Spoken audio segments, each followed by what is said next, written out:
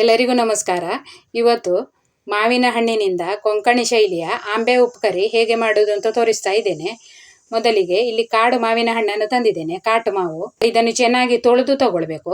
ನಾನು ಇದನ್ನು ಚೆನ್ನಾಗಿ ತೊಳೆದು ತಂದಿದ್ದೇನೆ. ಈಗ ಇದನ್ನು ಸುಳಿದು ತಗೊಳ್ಬೇಕು. ಈಗ ಮೊದಲಿಗೆ ಇದರ ತೊಟ್ಟನ್ನು ಸ್ವಲ್ಪ ತೆಗೆದುಕೊಳ್ಬೇಕು. ಹಾಗೆ ಕೆಲವೊಂದು ಮಾವಿನಲ್ಲಿ ಹುಳ ಎಲ್ಲ ಇರ್ತದೆ, ಅದನ್ನು ನೋಡಿಕೊಂಡು ಸುಳಿದು ತಗೊಳ್ಬೇಕು.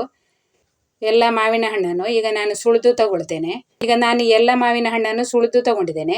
ಈಗ ಇದರ ಗೊರಟು ಬೇರೆ ಸಿಪ್ಪೆ ಬೇರೆ ಮಾಡ್ಕೊಳ್ಬೇಕು. ನಾನೀಗ ಒಂದು ಪಾತ್ರೆಯಲ್ಲಿ ಅದರ ಗೊರಟನ್ನು ಹಾಕೊಳ್ತಾ ಇದ್ದೇನೆ.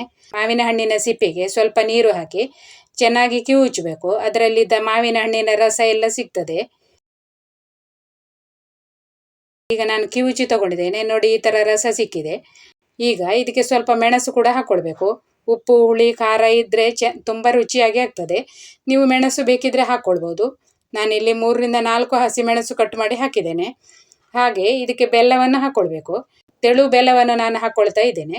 ನಿಮಗೆ ಸಿಹಿಗೆ ಎಷ್ಟು ಬೆಲ್ಲ ಬೇಕೋ ಅಷ್ಟು ಹಾಕ್ಕೊಳ್ಳಿ. ಕೆಲವೊಂದು ಮಾವು ಹುಳಿ ಇದ್ರೆ ಅದಕ್ಕೆ ಸ್ವಲ್ಪ ಬೆಲ್ಲ ಜಾಸ್ತಿ ಬೇಕಾಗ್ತದೆ. ಈಗ ಚೆನ್ನಾಗಿ ಮಿಕ್ಸ್ ಮಾಡಿ ತಗೊಂಡಿದ್ದೇನೆ.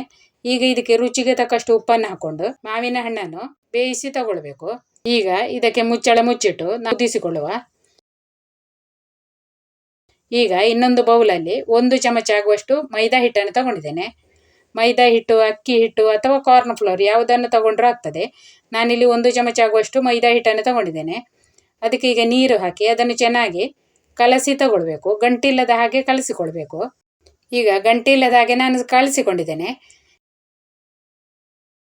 ಮಾವಿನ ಹಣ್ಣು ಕೂಡ ಚೆನ್ನಾಗಿ ಬೆಂದಿದೆ.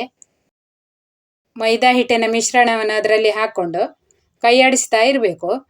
ಇಲ್ಲದಿದ್ದರೆ ಅದು ಮೈದಾ ಹಿಟ್ಟು ಗಂಟು ಕಟ್ಟಿಕೊಳ್ತದೆ. ಚೆನ್ನಾಗಿ ಕೈ ಆಡಿಸ್ತಾ ಕುದಿಸಿಕೊಳ್ಬೇಕು.